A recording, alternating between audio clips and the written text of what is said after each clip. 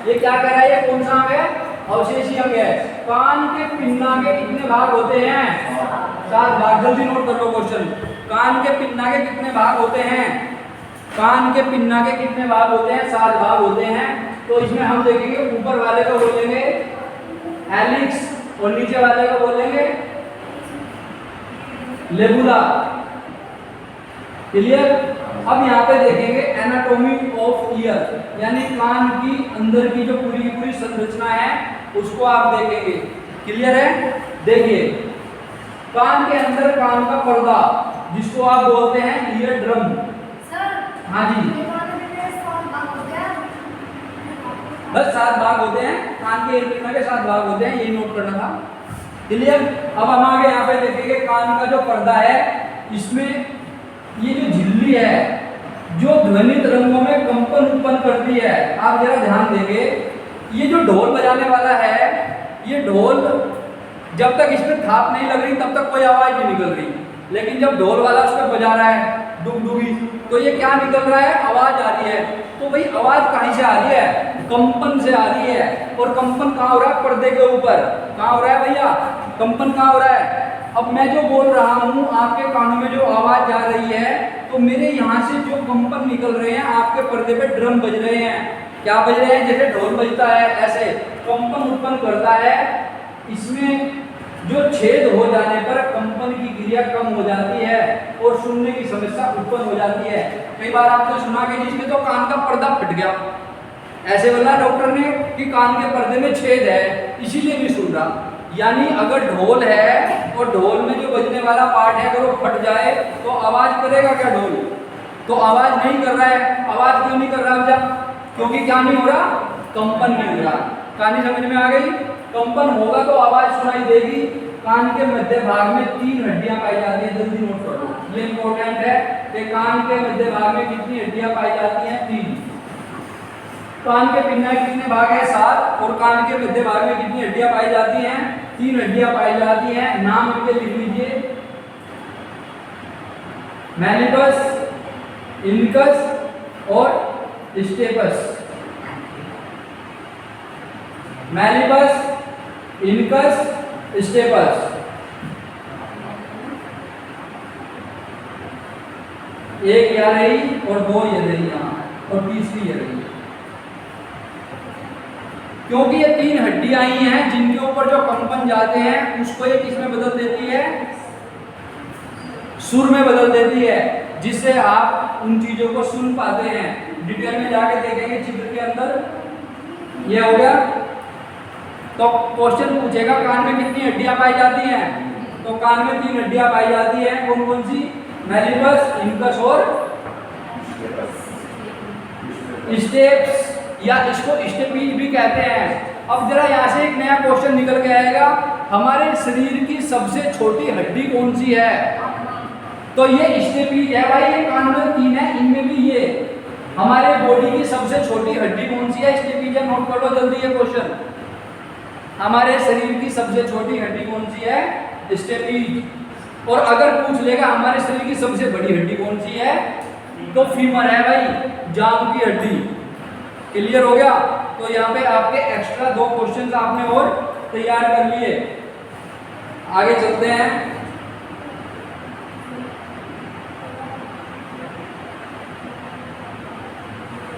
ये ध्वनि ear canal से होकर जो ध्वनि है, जो कंपन है, वो ईयर कैनाल से होकर ईयर ड्रम पर जाकर क्या करेगा, कंपन करेगा। और कान की हड्डी कंपन से आयाम को बढ़ा देती है। यानी ये जो 3 हड्डियां हैं इनका काम क्या होता है, आयाम को बढ़ाना। तीनों की तीनों हड्डियों का काम क्या होता है, आयाम को बढ़ाने का काम होता है। और कान की अभी आ रहे हैं, मुझे तो पता था क्वेश्चन आने वाला है, मुस्कान पूछेगी जरूर, ठीक है। कोकली कंपन को सिग्नल में बदलकर ब्रेन तक पहुंचा देता है। आयाम का मतलब होता है किसी भी चीज की फ्रीक्वेंसी। जैसे हारमोनियम आप बजाते हैं तो आप उसमें यहाँ दबा रहे हैं, उसमें अलग अलग आवाजें आती हैं। क्लियर हो गया। तो वो आयाम को क्या करते हैं, बढ़ाते और घटाते रहते हैं। और ये कंपन की ध्वनि को बदलकर कहाँ तक भेजता है, ब्रेन तक भेजता है, और आपका ब्रेन उस चीज को क्या करता है, अंडरस्टैंड करता है, समझ लेता है। यानी आप कह सकते हैं कि कान से सीधा संबंध कहाँ तक जाता है, ब्रेन तक जाता है, और उसमें मदद करती हैं कौन, ये हड्डियां। क्लियर, अभी क्लियर हो गया। देखो ये इसकी रेंज यहाँ तक जा रही है,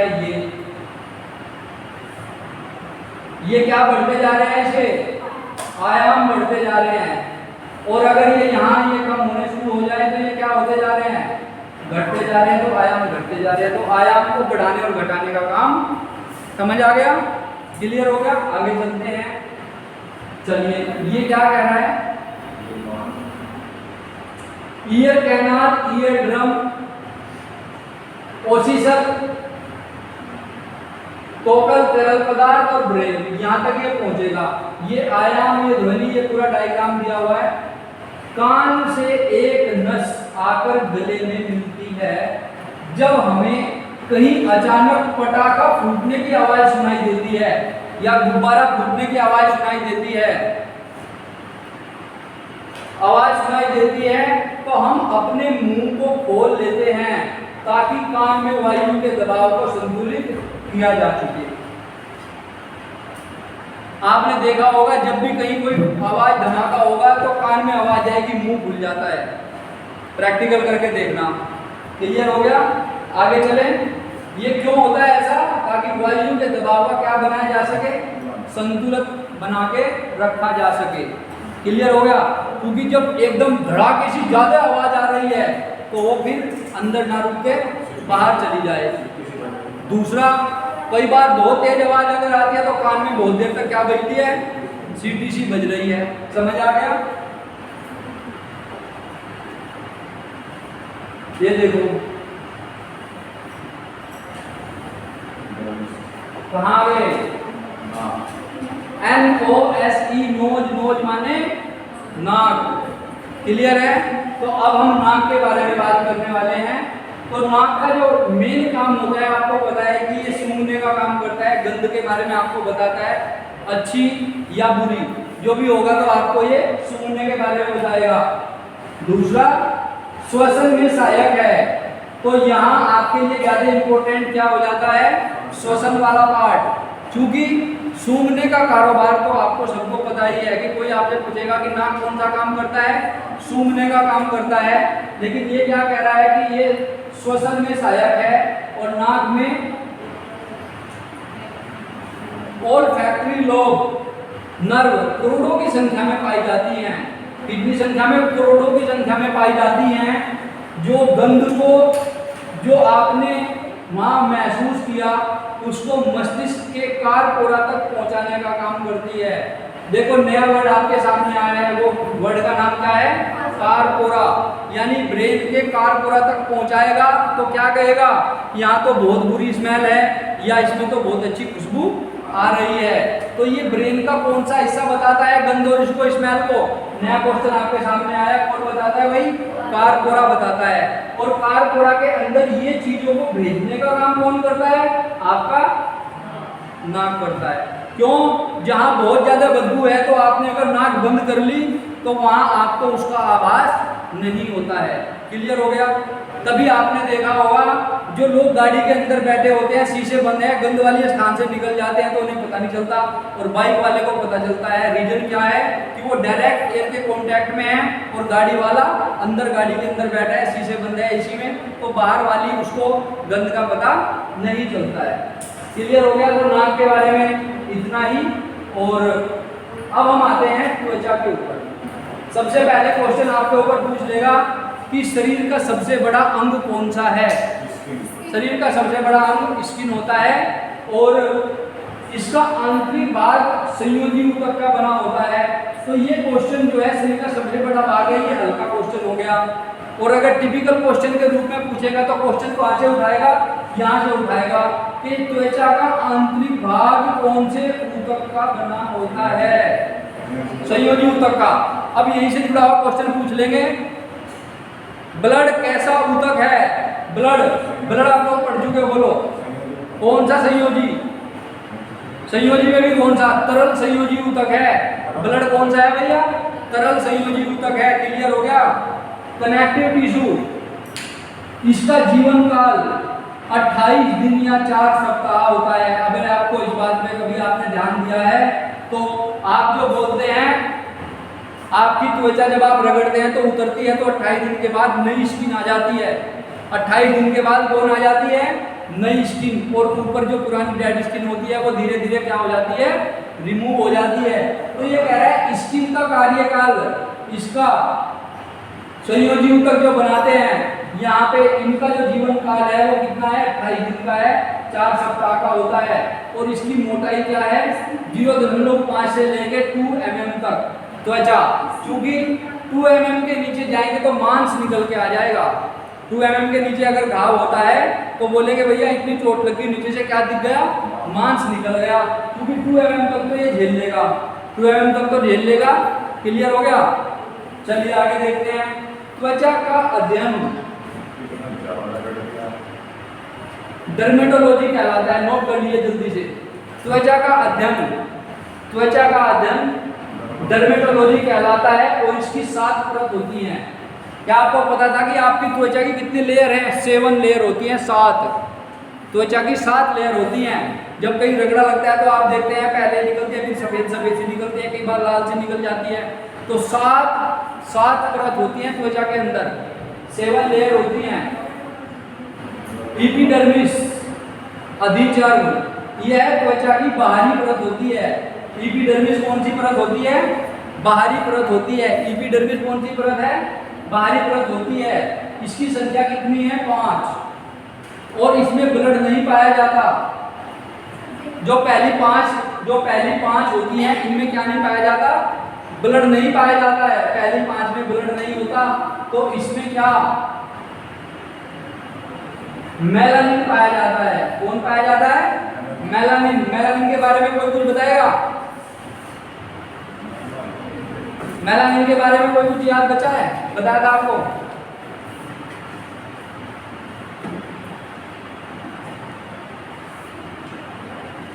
वेरी गुड, हो गया? नोट कर लिया ये?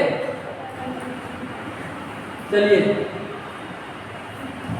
ऊपर वाली को एपिडर्मिस कहा, जिसके अंदर कितनी थी? 5। और उसके नीचे कौन आएगी? डर्मिस। तो अब कितनी बच गई? 2। तो ये तो आसान हो गया। डर्मिस में कितनी होगी? 2। ये रहा यहाँ पे। डर्मिस की संख्या 2 होती है। चमड़ा उद्योग में चमड़े के आंतरिक भाग डर्मिस का प्रयोग किया जाता है। यानी जो चमड़े में प्रयोग करते हैं तो ऊपर वाली जो लेयर है 5, उनको हटाने के बाद जो नीचे वाली 2 बचती हैं, उनसे आपका जो भी आप ये जूते पहनते हो, जो लेदर का जो भी सामान बनता है उसका बनता है भाई। तो लेदर जो बनता है जिसको आप यूज करते हैं वो किसका बनता है? डर्मिस का बनता है। बाद वाली जो 2 लेयर होती हैं उसका बनता है। क्लियर हो गया? समझ में आ गया? चलिए आगे। लो इसमें दिखा भी दिया। इसमें जूते बनते हैं, बेल्ट बनती है, पर्स बनते हैं। ये सारे के सारे जो आप यूज करते हैं तो आप किसी की त्वचा को लटकाए घूम रहे हो।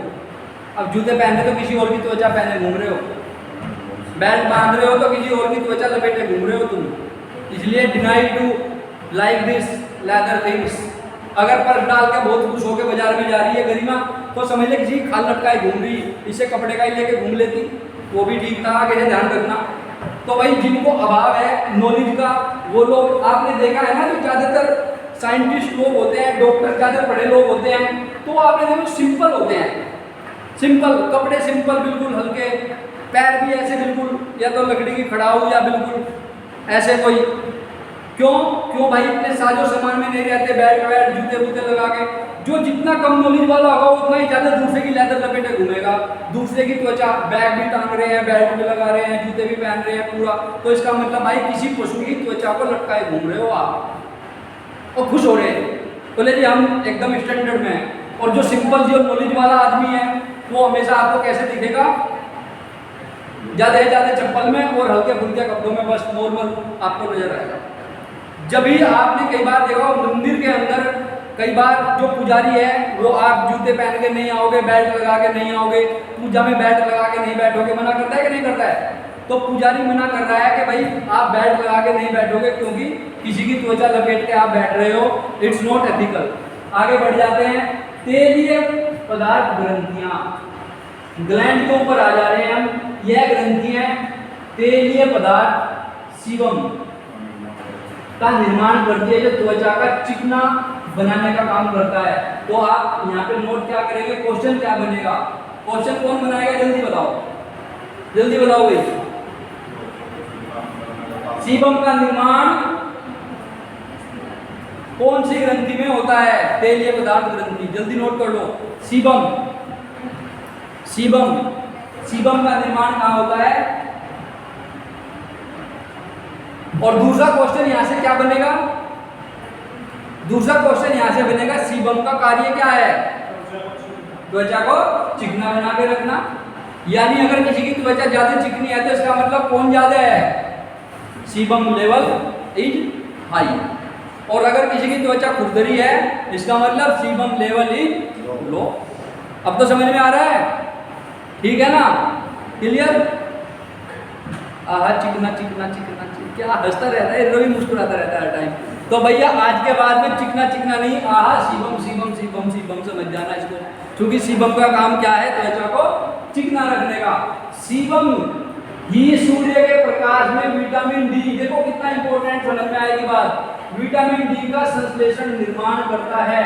यानी भाई सूर्य की किरणें जब आकर टकराती हैं किसके साथ में, सीबम के साथ में, तो किसका निर्माण होता है, विटामिन डी। क्वेश्चन बताओ कैसे बनाओगे, क्वेश्चन, सूर्य की किरणों से विटामिन डी बनाने का कार्य कौन कर रहा है, जल्दी नोट कर लो। किस किस को पता था, इसके बारे में आज तक पता था क्या, आपको पता था कि सूरज के प्रकाश में आप जाओ और वहां से आपको कौन मिलेगी, विटामिन डी मिलेगी। लेकिन भाई किसी ने ये भी बताया कि सीबम, सीबम ही तो है जो सूर्य के प्रकाश का संश्लेषण करने के बाद किसका निर्माण करता है, विटामिन डी का निर्माण करता है। नया क्वेश्चन क्या बनेगा, जल्दी बताओ भाई। विटामिन डी का निर्माण,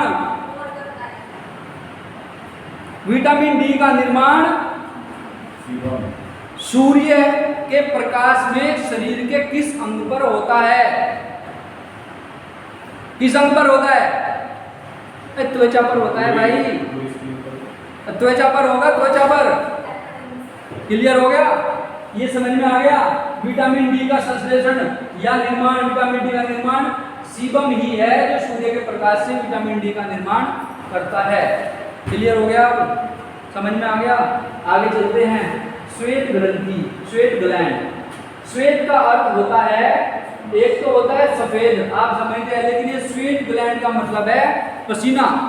जो आपकी त्वचा से, चूंकि हमारा टॉपिक क्या है, स्किन, तो त्वचा की बात कर रहे हैं तो पसीना।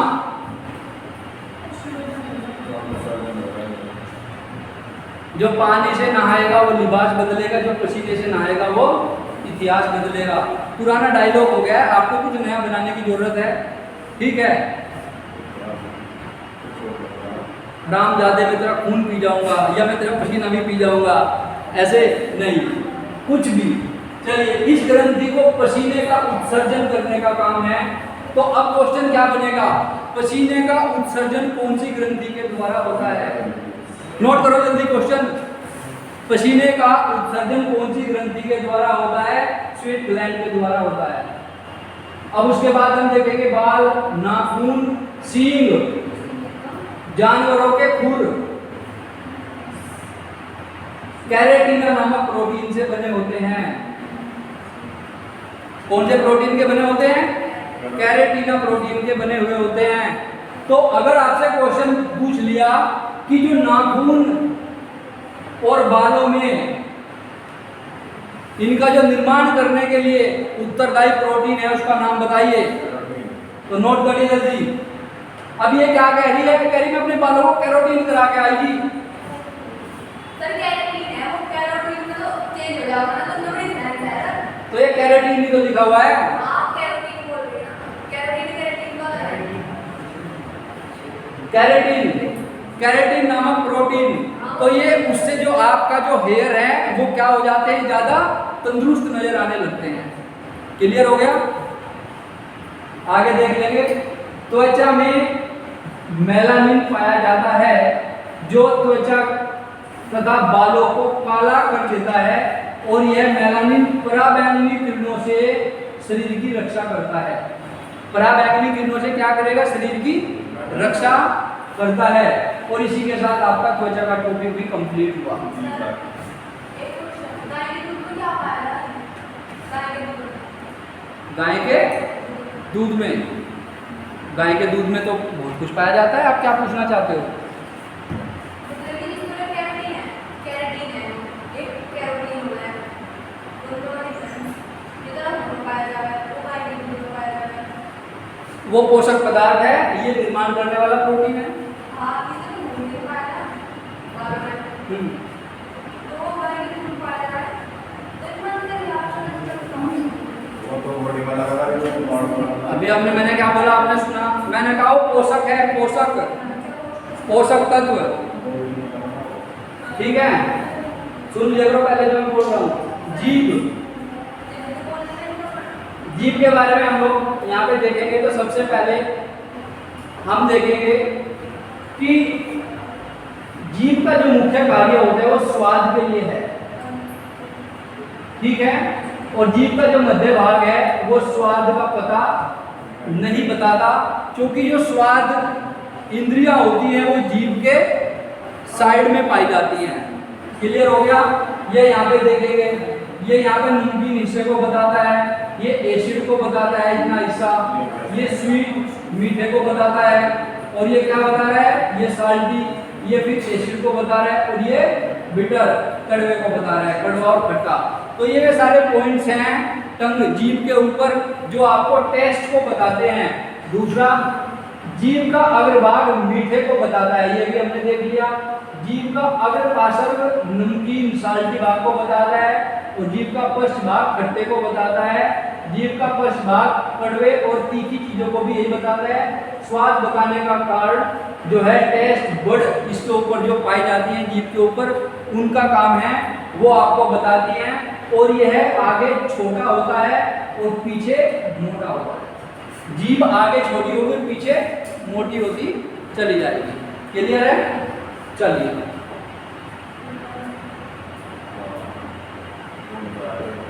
अब हम यहाँ पे आगे देखेंगे कैविटी ऑफ बॉडी। इतने में ही आपका काम लगता है तो ठीक है, नहीं तो ये नया टॉपिक शुरू करते हैं। ठीक है?